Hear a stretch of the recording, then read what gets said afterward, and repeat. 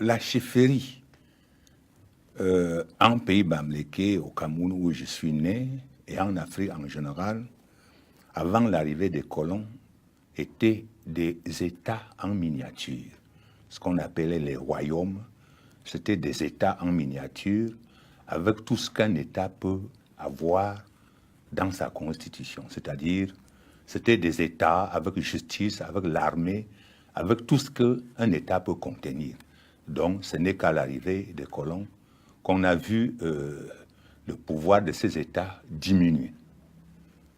Voilà, en résumé, ce qu'on entend par une chefferie en pays bamléké et au Cameroun, en Afrique en général. Si ces chefferies à l'ouest Cameroun résistent jusqu'à présent, c'est grâce à l'adhésion de la population à cette structure traditionnelle qu'est la chefferie. Parce qu'à l'ouest, la population de l'ouest est beaucoup plus attachée à leurs institutions traditionnelles qu'aux institutions modernes. Voilà pourquoi ces chefferies peuvent aujourd'hui être traitées comme, continuer à être traitées comme des petits États en miniature. Contrairement à ce que l'Occident a toujours pensé de l'Afrique, c'est-à-dire que les chefferies traditionnelles sont des structures dictatoriales, je pense que, personnellement, pour moi, c'est le contraire. Pourquoi? Parce que l'Afrique, je peux dire que l'Afrique, en démocratie, sont des vieilles démocraties.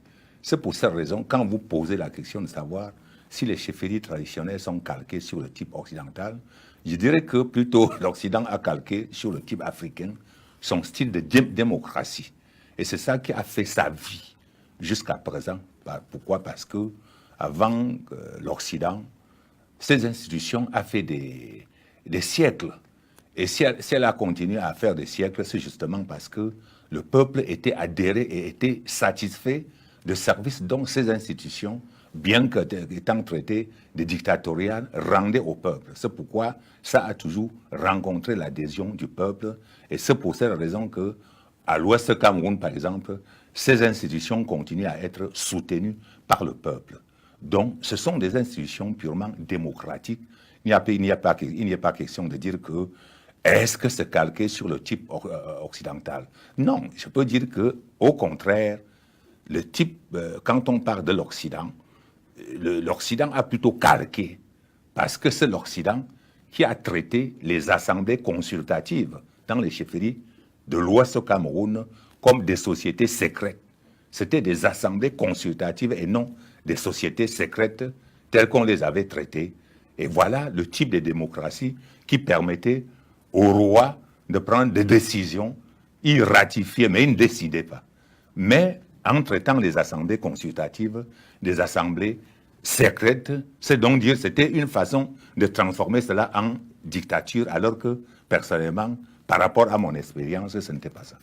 Le nom de Bamenjou traduit la puissance dont cette population avait envers ses voisins. C'est un royaume qui a fait plus de guerres, était très fort en guerre. Donc c'est d'abord mon arrière-grand-père qui a été très puissant, d'où lui est venu ce nom.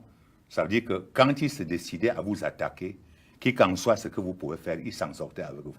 C'est pour cette raison que un prince de Baham, par exemple, lui avait attribué ce nom d'un petit malheur, Moudjou, parce qu'il était tout le temps agressé quand il traversait ce territoire. Et lorsqu'il rentrait à Baham, on lui demandait quelles sont les nouvelles de monsieur là-bas. Parce que les Baham, les Banjoun, tout ça, Bayangam, nous appellent communément les Basseux. Donc quand on lui demandait les nouvelles de là-bas, il disait, en dehors de ce petit malheur qui m'agressait tout le temps, toutes les nouvelles sont bonnes. Cela était devenu le nom de baptême parce qu'il était tout le temps agressé quand il passait. Si nous prenons le cas de Bamenjou, Bamenjou, par exemple, a 23 qu'on peut appeler aujourd'hui des sous-chefferies. Et voilà comment, et ces sous-chefferies ont à la tête le roi que je suis. Et il y a des conseils, des notables. Il y a les assemblées consultatives.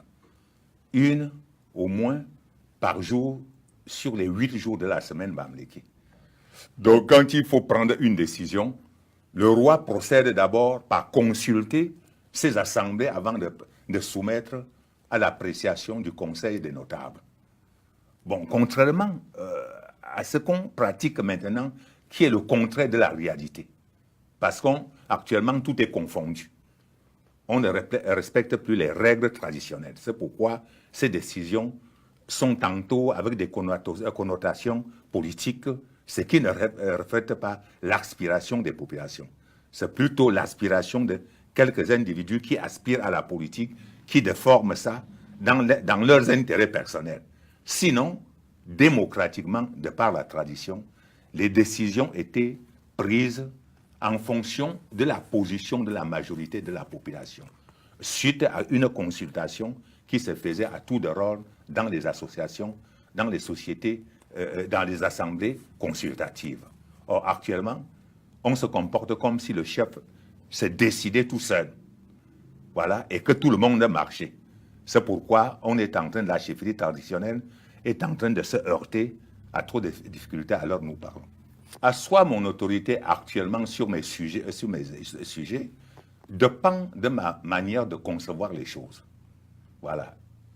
Personnellement, j'adapte j'essaie de contextualiser les problèmes qui se posent par rapport à la réalité sur le terrain. Pourquoi? Parce que la démocratie n'est pas un apprentissage quant à la tradition bamileke ou tradition africaine. Ce n'est pas un apprentissage. Ce sont des hommes qui posent problème. Ce n'est pas les institutions en lui-même qui posent problème maintenant.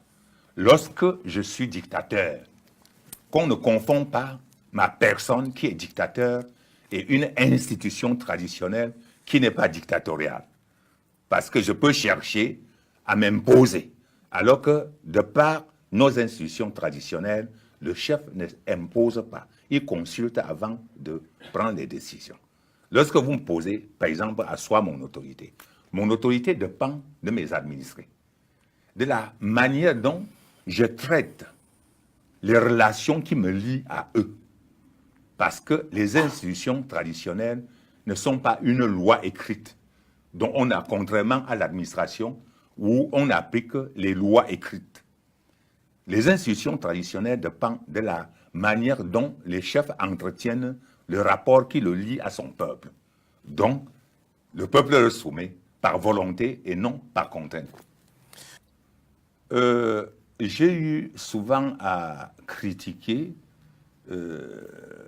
certains intellectuels, même au niveau de l'Afrique, parce que quand on parle des rois femmes ou bien des successions par des femmes en Afrique, l'Afrique avait, dans sa tradition, respecté les femmes si bien qu'une femme ne pouvait pas faire la guerre. Lorsqu'il y avait la guerre dans une zone et qu'une femme traverse seulement la zone avec l'arbre de paix en main, tous les deux camps s'arrêtaient. Or, on ne peut pas être chef sans être un guerrier. Comment une femme pouvait être chef alors qu'elle ne peut pas être guerrier? Donc, quand vous me posez, voilà là où il y a un certain malentendu. Maintenant, lorsque vous parlez de la désignation d'un roi en Afrique, on ne se lève pas un matin ou par concours pour être roi.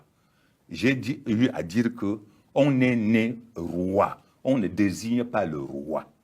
Quand il est né le roi dans un royaume, il y a des signes qui démontrent que le roi est né dans le royaume. On ne l'improvise pas. Mais actuellement, on improvise. Dans ma décision, par exemple,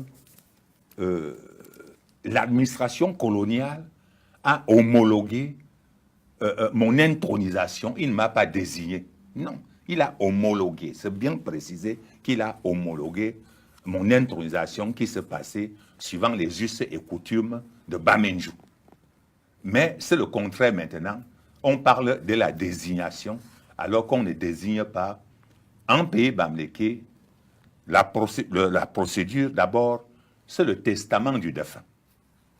Voilà, qui est la base. C'est le testament du défunt. En cas d'accident, par exemple, quand je parle d'un cas d'accident, c'est quand le chef peut mourir sans rien dire.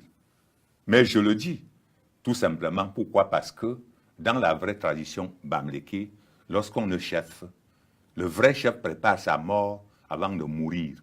La mort ne le surprend pas. C'est donc dire qu'il prépare bien longtemps sa mort avant de mourir. Il prépare son successeur. Voilà, ça ne peut même pas arriver parce que c'est difficile que un vrai chef meure en cas d'accident. Il doit mourir à l'intérieur de son palais. Donc la désignation telle que vous posez la question, c'est à base de son testament, du testament du défunt. On ne l'invente pas. Ce n'est pas une élection. Mon intronisation, s'il faut parler de mon intronisation, c'est tout un Bible. On peut même passer des années à écrire. Et cela retrace effectivement ce que je viens de vous dire, parce que moi qui vous parle, j'ai été entretenu, je peux dire presque par toutes les tribus du Cameroun. C'est pourquoi je ne parle pas seulement la langue bamenjo, je parle plusieurs langues du Cameroun. Tout ceci ressort des familles qui m'ont élevé au Cameroun. Et quand je vous dis que ceci, à l'âge de 8 ans, alors personne ne peut comprendre comment, à l'âge de 8 ans, je suis parti de Bamenjou, à 400 km de Yaoundé pour être là-bas, soit au nord, soit ainsi de suite. Donc, ce sont des actes qui ont démontré quand même ce que je valais, bien qu'à l'âge de 8 ans, ce que je valais. Donc, or, mon père, qui a laissé son testament à l'administration coloniale, ne m'avait pas vu depuis au moins 8 ans avant de mourir. Or, il m'a désigné comme son successeur, tout simplement pour que l'administration coloniale puisse récupérer mes os là où j'étais mort avant qu'on ne l'enterre. Malheureusement, quelques jours après sa mort, on a annoncé qu'on m'a vu quelque part à Yaoundé. Voilà. Et on m'a ramené, l'administration coloniale m'a ramené au village pour succéder à mon père. Voilà comment ça s'est passé. Et vous vous rappelez des rois qui vous ont intronisé ou les autorités qui vous ont intronisé? Ah non, ils ont plutôt participé, observé. Ils ne l'ont pas. Ce sont plutôt les notables, les concernés, les initiés qui m'ont intronisé et non l'administration. La CAM, c'est comme nous pouvons dire en région catholique, la noviciat. C'est un cercle, c'est un milieu dans lequel le chef doit être formé. Parce qu'on ne part pas d'une école pour être chef. Ou ce n'est pas suite à un concours, mais dès qu'on vous intronise, vous devez passer 9 semaines dans le LACAM pour subir par les initiés la formation, par les initiés durant 9 semaines, et accepter certaines conditions traditionnelles. Voilà. Prenons, parce qu'en pays bamléké, vous ne pouvez accepter être chef que si vous disposez d'une certaine force naturelle. Il faut donc que les initiés puissent constater si effectivement il n'y a pas d'erreur dans ces conditions. Est-ce que vous méritez ce pouvoir qu'on vous donne? Est-ce que vous remplissez physiquement, moralement les conditions? Et cependant, les 9 semaines qu'il faut examiner pour constater tout cela. Les principaux tests consistent d'abord, est-ce que, parce que la richesse en pays bamléké, la richesse en pays bamléké, c'est l'être humain. Est-ce que vous avez la capacité de fécondité? La première chose, est-ce que vous avez la capacité de fécondité? Il faut effectuer ce test. Est-ce que sur le plan traditionnel, on peut dire sur le plan mystique, est-ce que vous avez cette capacité? Voilà, en pays bamléké. Est-ce que vous avez cette puissance-là qui vient de Dieu? Il faut constater, dans le cas où vous ne disposez pas de ces éléments, vous pouvez être chef, mais ce qui est sûr, c'est que vous n'allez pas régner comme un chef. Et il y a de fortes chances que vous ne pouvez même pas régner. Vous parlez de fécondité. Quand vous entrez au LACAM, il paraît qu'on vous attribue directement une épouse. Non, pas une épouse. Quand j'entre au LACAM, on doit obligatoirement me donner 9 épouses. 9? 9. 9 épouses. Voilà, parce qu'il faut que, avant la sortie de l'ACAM, durant les 9 semaines, que plusieurs soit déjà féconde, que plusieurs soient déjà, aient déjà la grossesse, ou même déjà donné. Voilà. Ah, donc vous devez enceinter les 9 Effectivement, épouses. je dirais, mais ça fait partie des tests. Waouh! Et comment ça se passe? Je réfléchis à un Africain vivant ici en Occident. Comment ça se passe? Il y a une qu'on choisit pour être la première épouse qui va décider pour les autres, ou elles ont toutes même grade?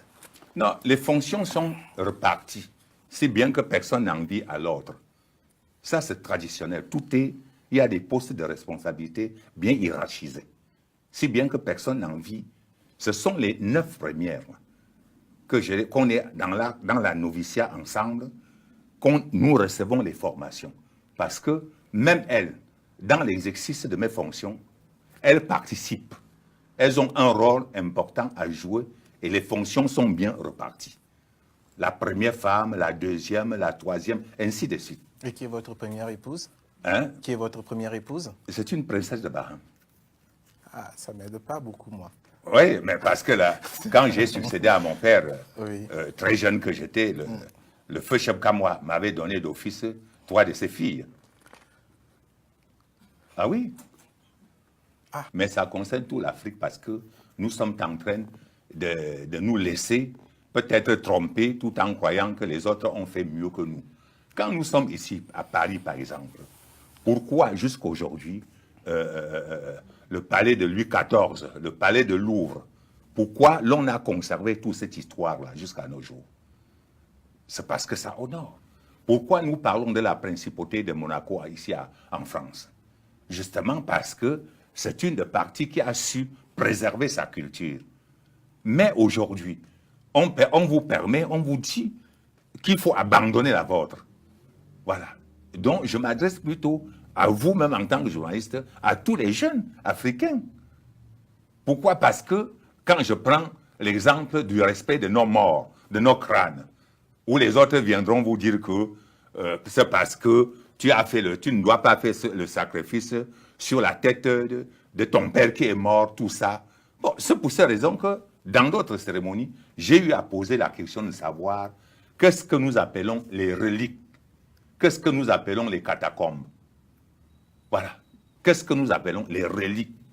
La différence entre la tête de mon père que j'ai récupéré et la tête et le corps, les os que vous aviez récupérés qui constituent les reliques. Où est la différence? Donc la différence, c'est tout simplement parce que j'ai récupéré rien que la tête de mon père et laissé les autres. Sinon, où est la différence?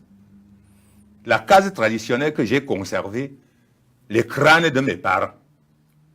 Voilà. La différence entre ça et une catacombe, c'est quoi? Vous êtes en train de dire que lorsqu'il y a un défunt chez vous, on décapite et on conserve la tête du défunt. Est-ce que vous pouvez nous expliquer ce rituel qui peut être surprenant pour ceux qui ne connaissent pas vos coutumes? Le rituel, c'est après un certain délai. Peut-être que ce n'est pas le bon terme, je vous prie de m'excuser. Voilà. Mais ceci dit, c'est pour pouvoir schématiser et expliquer clairement. Voilà, la récupération des restes du défunt, c'est après un délai qu'on se décide à récupérer avec toutes les cérémonies que ça comporte. Ce n'est pas que juste à sa mort, on décapite, non. C'est après un certain délai, bien respecté en tradition bamléké. Bon, même vous verrez, ce n'est pas seulement chez nous, dans beaucoup d'autres pays africains. Non, je m'intéresse à vous. Voilà. Donc, parle de chez vous. Donc, c'est ça après un délai qu'on récupère pour garder dans des cases sacrées, avec tout ce que ça comporte comme rite. Voilà. Je suis quand même toujours bloqué sur l'histoire des épouses. 9 épouses dès votre intronisation. Est-ce que vous avez un nombre maximum d'épouses que vous devez avoir sur votre vie ou c'est à votre liberté? Non, jusqu'à présent, je continue à me marier. Et parce que déjà nous autres, pour gérer une seule épouse, mais je ne sais pas comment vous faites, je vous envie. Parce que gérer autant d'épouses, chapeau. Mais peut-être, je pense que ça part de votre propre défaillance.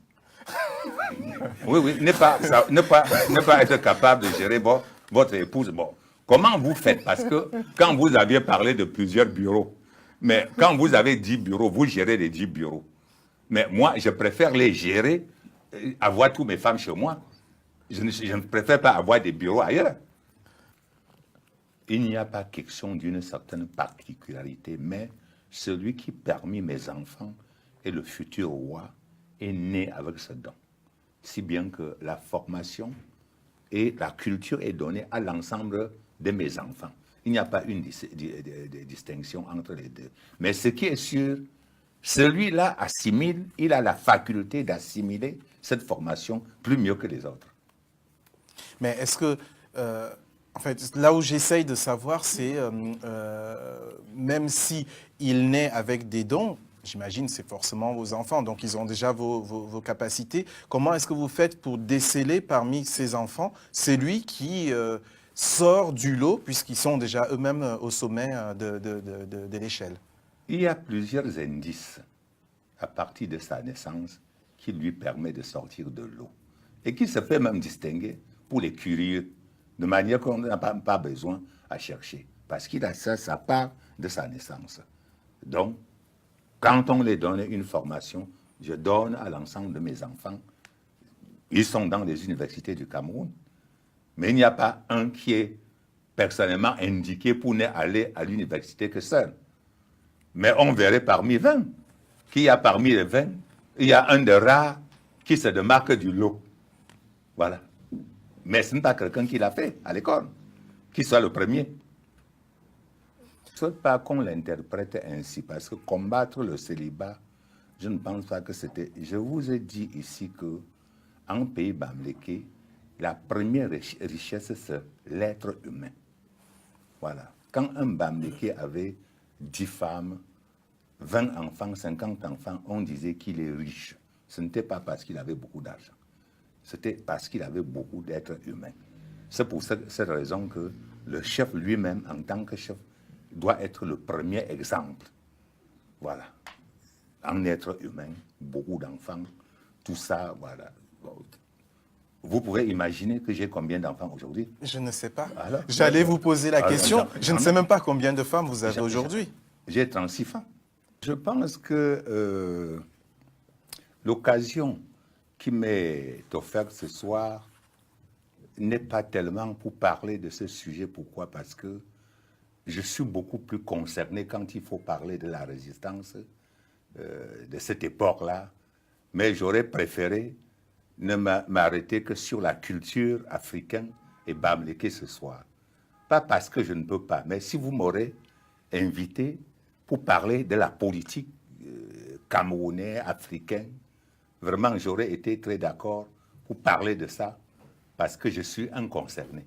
Mais pour ce qui est de ça, de la lutte de résistance, je vous renvoie à lire la dernière histoire du Cameroun qui vient nouvellement d'être écrite, intitulée Cameroun avec K, K-A-M-E-U-N. Voilà. Au Bamléké, mais je pense que quand même que les Bamlékés ont su préserver leur culture et ont su même développer leur culture, parce que je pense qu'ils ont échappé. Ils ont échappé un peu à la domination de l'Évangile. Parce que lorsque les missionnaires qui avaient pour mission de détruire cette culture, arrivant peut-être au Cameroun, n'étaient pas vite arrivés au Cameroun, à l'Ouest. Et l'Ouest a peut-être a eu l'occasion de s'esquiver de ce massacre de notre culture. C'est pour ces raisons qu'ils ont su à temps préserver et conserver cette culture-là. Ce n'est pas parce que les autres n'en avaient pas. Tout le Cameroun avait les cultures, mais ils ont eu cette malchance qu'ils ont vu abandonner leur culture. Voilà. Moi, quand je suis avec un prêtre, mais je lui fais comprendre que le mot païen, animiste, quant à moi, n'existe nulle part. Quand on dit animiste, mais ça veut dire quoi? Que vous n'êtes pas chrétien. Mais par rapport à quoi? C'est comme quand un Français dit que je suis illettré. Mais et lui, par rapport à moi, il est quoi? Je suis illettré parce que je ne parle pas sa langue. Mais est-ce que lui aussi il parle ma langue? C'est que face à moi, il est illettré. C'est la même chose quand vous me parlez de animiste. Mais par rapport à quoi? J'ai été baptisé dans ma religion. Et c'est dans ce sens que Paul II a parlé de l'inculturation, c'est-à-dire le respect de la culture de chacun, le respect de notre croyance. Avant qu'il n'arrive, mais nous on croyait depuis longtemps à Dieu. Voilà, de notre manière à nous. Mais ce n'est pas parce qu'il a apporté sa manière qu'il doit dire que je ne crois pas en Dieu. Voilà ce que je qualifie de la faiblesse humaine. Il y a cette faiblesse qui, moi, dans ma religion, je suis en train d'abandonner ma religion pour imiter. J'appelle même ça imiter parce que quand je prends le livre saint, je vois quelqu'un qui avait prié Dieu parce qu'il ne voit pas bien. Il prie Dieu de lui ouvrir les yeux. Aujourd'hui, j'ai mes pieds qui sont coupés. Je prends la même prière, je récite. Je ne sais pas si vous me comprenez. Je prends la même prière, je récite. Mais ça veut dire que quoi? Je ne demande rien à Dieu. Voilà. Donc, voilà ce que je peux vous donner comme réponse sur ce premier point. C'est une question de faiblesse humaine.